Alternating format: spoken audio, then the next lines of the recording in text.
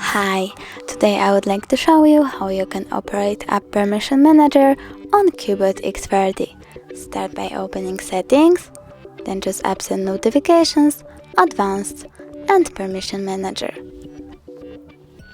I will go with Location, so I have to tap on it, and choose an app, like for example Phone.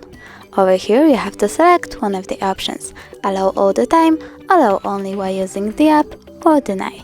I will go with Allow all the time, so when I go back, I can see that Phone gained access to this device location.